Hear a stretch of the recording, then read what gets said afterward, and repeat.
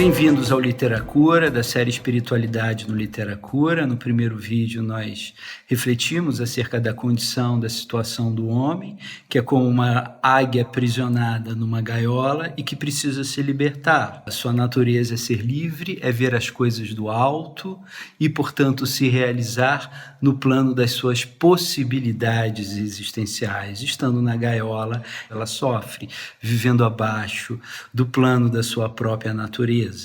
No segundo vídeo, nós vimos que o órgão fundamental da espiritualidade é a visão. Espiritualidade nada mais é do que ver.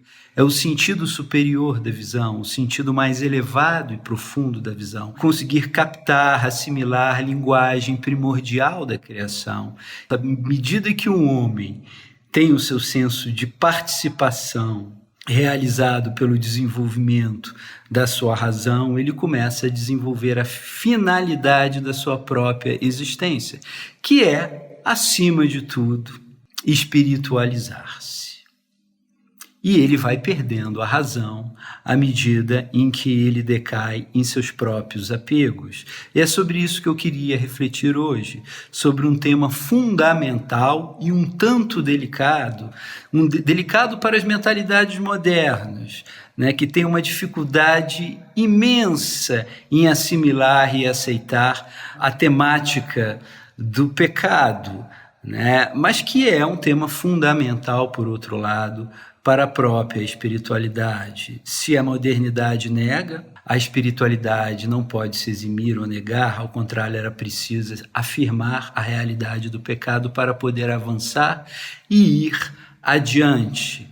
Eu me lembro que anos atrás um conhecido meu me disse: Vitor, esse negócio de pecado não existe. Eu fiquei um tanto surpreso com a fala dele, porque ali ele revelou um estado de alienação, né? Um homem que não conhece a sua própria condição, os seus apegos, os seus apetites desordenados, as suas fraquezas internas. É um homem que nem começou a entender sequer o que podemos chamar de espiritualidade. Enfim, eu queria começar essa reflexão a partir de algumas leituras para que a gente pudesse contextualizá-las devidamente.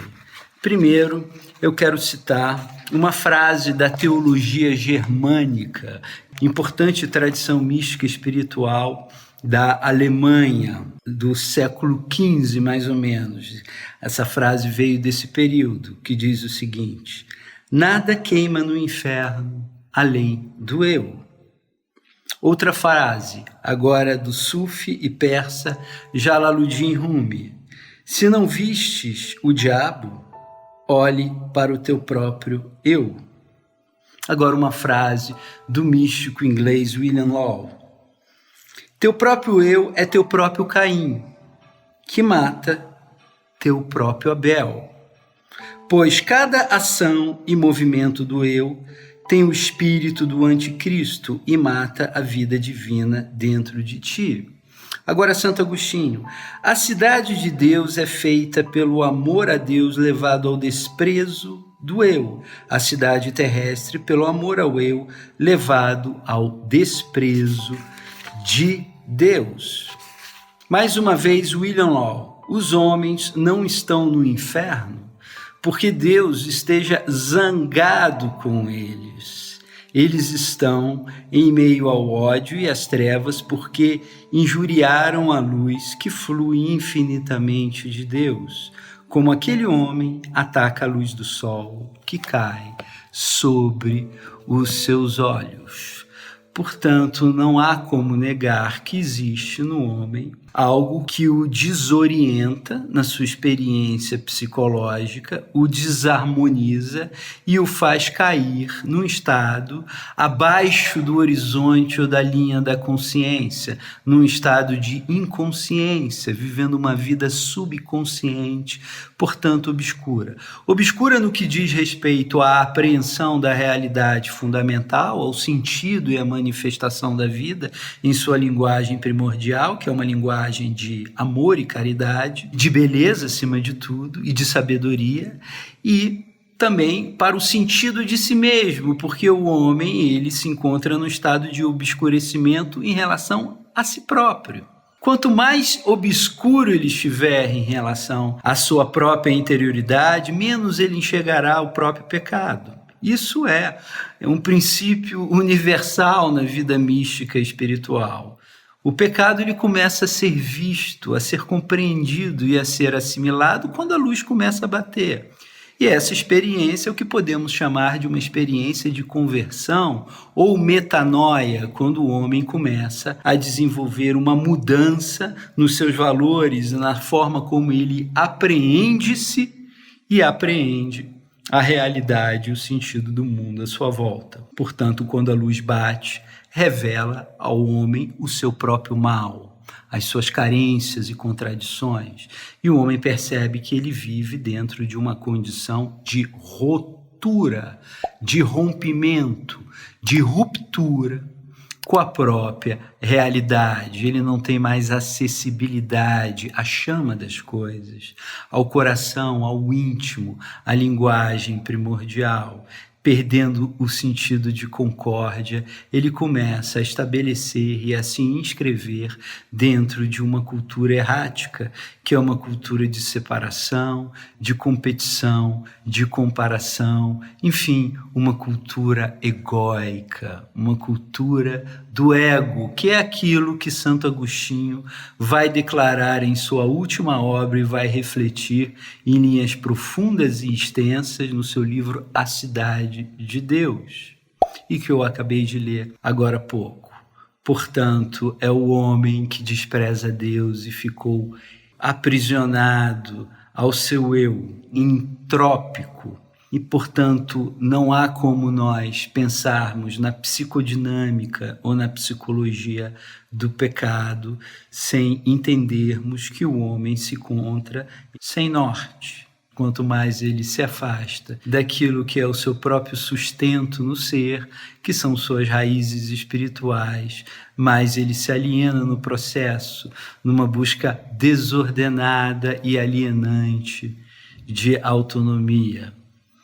Não dá para pensarmos ou reduzirmos a compreensão do que é pecado apenas do ponto de vista da moralidade, ou seja, o sujeito que peca é um sujeito que rompe com a moral. O pecado não se reduz ao plano da moralidade, ele é muito mais amplo e profundo do que isso na experiência do homem. Podemos designar o pecado fundamentalmente como uma cegueira alienante. E aí a gente precisa pensar que existem 3 tipos de alienação. Existe uma alienação sensorial, quando eu perco a minha visão e eu não consigo mais enxergar os elementos do mundo material à minha volta, precisando que outras pessoas me traduzam aquilo que eu não mais tenho acesso, que eu perdi o acesso. Um outro tipo de perda sensorial é o sujeito que perde a audição, precisa de outras pessoas que traduzam através de gestos e mímicas aquilo que os sentidos dele não são mais capazes de alcançar.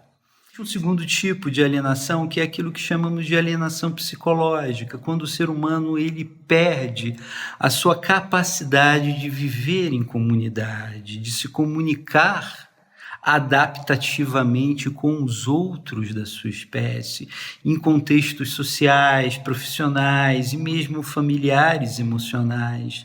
Ele não está suficientemente íntegro, mas ele está completamente desordenado em suas funções e impulsos psíquicos. Com isso, ele precisa ser isolado, seja num centro de reabilitação para ser tratado ou até mesmo num asilo manicomial. Por último, tem uma última forma de alienação, que é a alienação espiritual, que é justamente a perda do sentimento cósmico, como diriam alguns autores modernos da psicologia, o senso de conexão com as coisas, ao mundo ao redor. A perda do sentimento de encantamento, de concórdia e de caridade com a linguagem da criação. É a incapacidade agora do homem enxergar o uno no verso ele não consegue mais olhar para o verso, que é o universo, e enxergar por trás desse verso uno aquele ser misterioso que se declara na sua imensa, magnânima e belíssima obra, que é a própria obra da vida. Portanto, ao perder a perspectiva de unidade, o senso de união íntima das coisas, o homem se sente numa condição psíquica separada. E é isso que o pecado faz. Portanto, não há como negar a realidade do pecado se nós queremos nos aprofundarmos na temática da espiritualidade. A tradição judaico-cristã vai se apropriar disso dentro de uma narrativa um pouco mais elaborada do seu ponto de vista simbólico, declarando as causas e os efeitos do pecado, da entrada do pecado na condição psíquica, anímica do homem, ao passo que outras tradições vão reconhecer os efeitos disso daí, os efeitos nocivos de um homem apegado a si mesmo, preso ao seu próprio egoísmo e em movimento entrópico e autofágico. Diferentemente das mentalidades profanas que negam a existência ou a psicodinâmica do pecado, as existências sacralizadas ou santos, ou aqueles que foram pelo menos iluminados e iniciados no contexto da aquisição espiritual, eles são incapazes de negar, eles são os que melhor reconhecem a questão do pecado e entendem que essa questão é de uma radicalidade intensa no qual o homem precisa lutar e se desprender. O homem corre risco de se perder quando ele se fecha para aquele no qual ele somente se poderá achar. Um homem que tenta se desenraizar dos seus fundamentos, serrar o próprio galho em que ele está sentado, é um homem que já está em desenvolvimento de uma cultura mental profana. Perdeu o senso de verdade, se fechou para o mundo dos seus desejos, dos seus apetites, e se desorientou naquilo que se chama o fogo das paixões, tematizada pela psicologia budista clássica, pela tradição judaico-cristã, por todas as tradições que reconhece esse estado de alienação. Abraham Maslow vai falar de metapatologia, o grande psicólogo moderno. Ele vai dizer que metapatologia é essa condição do homem que foge da sua finalidade existencial, que é se elevar na assimilação do que Maslow chama de metavalores, de realizar as suas metanecessidades, que é entrar no plano do bem, do belo e do verdadeiro. O homem foge daquilo que é mais elevado. E ele não apenas foge, como ele não quer tomar o remédio ou buscar a medicina que vai curá-lo. Ele evita a todo custo, ele se sabota de todas as formas em sua realização, se apequenando em seus apetites e apegos egoístas. Já é o psicólogo moderno reconhecendo esse sentimento de alienação no homem, que Viktor Frankl, o outro grande nome da saúde mental moderna, psiquiatra renomado, vai desenvolver nas suas páginas do livro A Presença Ignorada de Deus. São Tomás de Aquino chama metapatologia de assídia. Assídia é uma ramificação, é um efeito da arrogância e da soberba deste homem entrópico, fechado, alienado, desligado. Portanto, diante da vida e diante das possibilidades do homem, temos duas atitudes fundamentais. É nessas duas atitudes fundamentais que nós devemos refletir a psicologia do pecado. A atitude do homem desligado, alienado, profano, inconsciente, perdido na sua interioridade, sem ao menos saber de si, num estado de obscurecimento da consciência. E um homem religado, aberto, receptivo à luz da verdade, para que ao receber essa luz da verdade ele possa se curar. E ao se curar, ele possa entrar nas possibilidades dos seus desígnios existenciais, ou seja, viver efetivamente como uma águia livre, vendo as coisas do alto, assimilando e entrando novamente na ordem da partilha, da solidariedade, da caridade, que pertence à linguagem da criação. Esse homem religado é um homem desperto, é um homem iluminado. Portanto, um homem iluminado é o homem que começa a enxergar a sua própria ferida, a enxergar as suas próprias desordens e a não se contentar com elas, mas começar a combatê-las, vivendo na presença daquele que é a própria luz. A luz não mudou. A luz, que é o ser divino, ela é imutável, ela não muda. Boa, bela e verdadeira, a tudo iluminando, a tudo enchendo de vida e a tudo comunicando sua felicidade. É, portanto, a criatura, no âmbito da sua própria experiência intelectual, que se fecha para ela. E o nome disso é pecado. Pecado, portanto, é sinônimo de alienação, de um ente que preferiu permanecer doente do que se abrir para o verdadeiro ente, onde ele será finalmente, plenamente contente. Assina um canal, compartilhe um vídeo e até o próximo Literacura.